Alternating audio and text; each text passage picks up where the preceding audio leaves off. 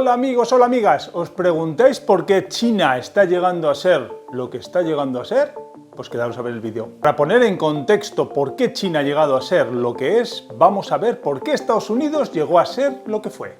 Dos claves fundamentales explican la hegemonía económica de Estados Unidos. Una, la reconversión de la industria de la guerra después de la Segunda Guerra Mundial. Y dos, la innovación provocada por dos hechos fundamentales. Por un lado, el desarrollo de la guerra, en el cual incluiremos también los científicos alemanes que después de la Segunda Guerra Mundial fueron a Estados Unidos a vivir, y también a Rusia, otra parte de ellos.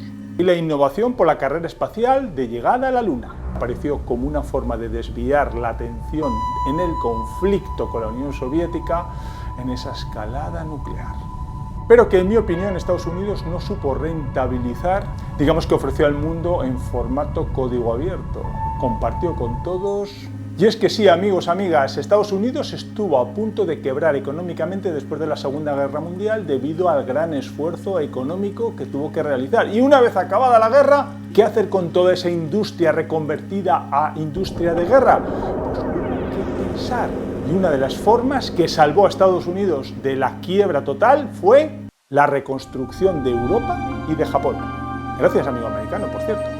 Claro, lo que ocurre es que todo tiene un fin, y una vez reconstruido Japón y una vez reconstruido Europa, ya ese motor económico, esa fuente de divisas, se paró.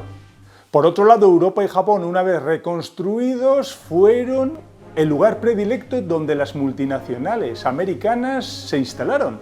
Así pues, la General Motors llenó de fábricas Europa y también Japón. Lo que parecía una buena línea de negocio es como todo en la vida. Es válida mientras dura.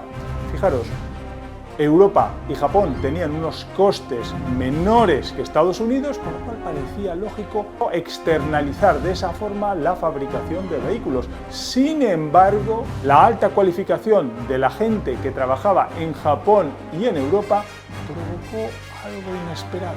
Y es que se hizo de la debilidad virtud. Fijaros, ¿qué tienen en común Japón y Europa respecto a Estados Unidos? La escasez de materias primas y la escasez de energía. Por tanto, los diseños realizados en Europa y en Japón eran mucho más eficientes. Y eso que al principio parecía un poco absurdo y que no tenía cabida, sobre todo a la vista del mercado americano, que todo lo podía pagar, todo lo podía consumir, porque ellos no tenían esas limitaciones, terminaron dando lugar a industrias que superaron con creces las americanas. Así pues, Toyota, Mercedes, BMW, marcas que han superado con creces a las americanas.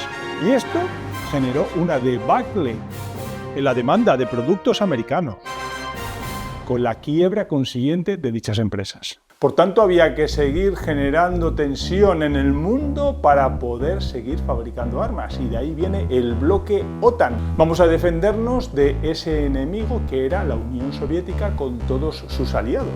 Por tanto, se trataba de conseguir cada vez más candidatos a formar parte de nuestras filas, de la OTAN, y no de la del enemigo. Sin embargo, esta línea de negocio finalizó una vez que cayó el muro de Berlín, como todos sabéis. Por tanto, los fuertes motores económicos de Estados Unidos estaban basados en una innovación de llegada a la Luna, llegaron, de una innovación por el desarrollo de las armas, que finalizó la Segunda Guerra Mundial y luego con la OTAN siguió desarrollándose, pero caída del muro de Berlín, ya no necesito más armas. Y otro bloque que era la reconstrucción de Europa y de Japón, que ya había finalizado. Y que aunque se implantaron multinacionales, terminaron siendo superadas por las autóctonas. Vamos, que a finales de los 80 la cosa ya vemos que está de capa caída. Y es que así llegamos a los 90 y llegamos a la globalización. Una globalización que consiste básicamente en competir a nivel global. Y para competir de forma global tienes que tener unos costes muy bajos, porque estás compitiendo con países que tienen salarios muy bajos. Pero ¿cómo se consigue bajar los costes de un producto? Una opción es bajar la calidad, utilizando materias primas de peor calidad, haciendo unos diseños menos depurados, realizando una ejecución de los trabajos un poco más imperfecta y no realizando control de calidad final o de una forma muy somera. Sí, estáis pensando en que estos eran los productos que hacía al principio países como China, en el famoso todo a 100, que luego pasó a ser todo nuevo. Otra segunda forma de competir es mediante los bajos salarios. Y aquí incluimos cualquier país del tercer mundo, entre ellos Vietnam, India, China, etc.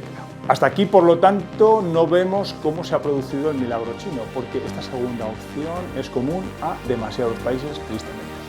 Una tercera forma de bajar el coste sería automatizando. Pero ojo, no todos los procesos que se automatizan resultan más económicos. Algunos sí y otros sigue siendo más económico realizarlos con personas. El verdadero milagro de China es la economía de escala. Sí, ese fue el milagro también de la industrialización en Europa. Cuando se competía con lo artesanal fue superado por lo industrial.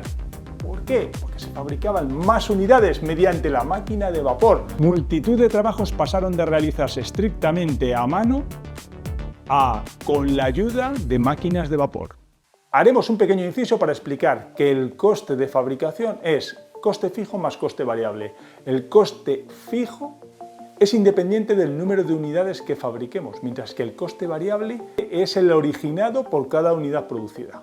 Podemos imaginar que para fabricar esto hace falta una fábrica con sus máquinas, con su alquiler, con su departamento de...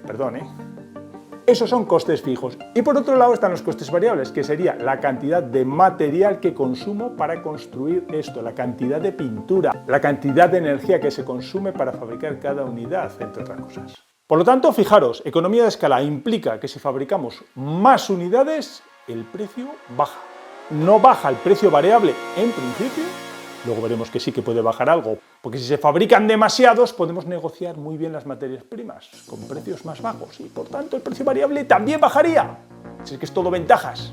Y el coste fijo se diluye, porque el coste fijo se divide entre todas las unidades fabricadas. Cuantas más unidades fabriquemos, el denominador es más grande, se divide por ese número tan grande y tiende a cero. Por tanto, con estos costes tan competitivos, parece que Occidente tenía la sartén por el mango para siempre. China fabricando productos de baja calidad con una economía de escala, pero me das poca calidad, te compro unas perchas, pero poco más. Y Occidente fabricando equipos de alta calidad con economía de escala. En ambos casos teníamos el mercado global, el mundo entero para vender. Pero aquí hay un factor clave que lo cambia todo. Los estudiantes chinos fueron a estudiar a las universidades mejores de Occidente y volvieron a trabajar a China con muy buenos contratos de trabajo. Factor número 2. Occidente quiso disminuir el coste de producción bajando salarios. No podía hacerlo en su terreno, no podía hacerlo en su país. Se fue a fabricar a China. Atención, chinos aprendiendo en otro lugar del mundo donde hay mucho know-how, Occidente, y volviendo con ese know-how, también hay que decir que aprendiendo y copiando, que en eso las leyes chinas no protegen la propiedad intelectual. Por lo menos al principio, mientras les convino. Mirad ahora los litigios de las empresas chinas con Apple, que ahora es al revés, denuncian los chinos a los americanos. Por tanto, Occidente no podía hacer productos de baja calidad porque su mercado interno no quiere eso. En segundo lugar, como hemos visto, bajar los costes no lo podía hacer en su territorio. Por tanto, se fue a hacerlo a China. China tenía gente muy formada como para saber copiar bien. En un primer momento solo copiar, pero después mejorar. Acordaros del 5G. Miremos aquí el 5G, fijaros lo que está pasando también con los móviles de última generación. Con los coches eléctricos de lujo. A partir de este momento es en el que China despega y supera a Occidente. ¿Por qué? Porque empieza a haber más demanda de producto chino de calidad que del producto europeo y americano y japonés de calidad.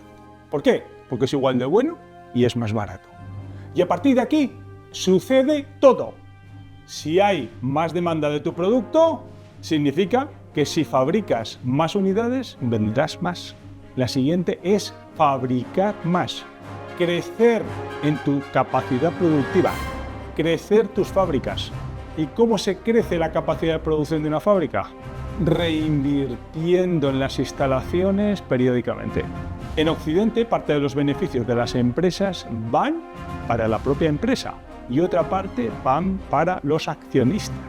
Sin embargo, en China, la totalidad de los beneficios de la empresa pueden reinvertirse al 100%, si no, hay que devolverlas al partido. Vemos que la capacidad de autofinanciación de una empresa china que funcione es brutal. Un mercado laboral prácticamente ilimitado, poco exquisito en sus exigencias y con una cultura del trabajo duro. Como vemos, un mercado global, mundial, con una demanda creciente debido a que fabricas bueno y barato, propicia un crecimiento de tu capacidad de producción de forma permanente, con lo cual te vuelves el rey de la fabricación. Fabricas más que nadie y cuando fabricas más que nadie tienes una economía de escala que te favorece. Unos costes tan reducidos que eres el que más vende y el que más beneficio saca por cada producto que vende. Como veis, Occidente se está quedando como el artesano antes de que apareciera la revolución industrial. Imaginaros, alguien que hace unas botas de forma artesanal viviendo al lado de una fábrica que hace ese tipo de calzado, pero miles de unidades al día. ¿A quién le compraríais vosotros? Y ahora, sentimientos aparte, ¿cuál pensáis que tendrá mejor precio? ¿A quién compráis vosotros cada día? Bueno, amigos, amigas, pues así finaliza este vídeo, esta nueva reflexión que hemos hecho esta semana, y espero que os suscribáis al canal y le deis al like. Y nos vemos en un próximo vídeo muy pronto. ¡Adiós!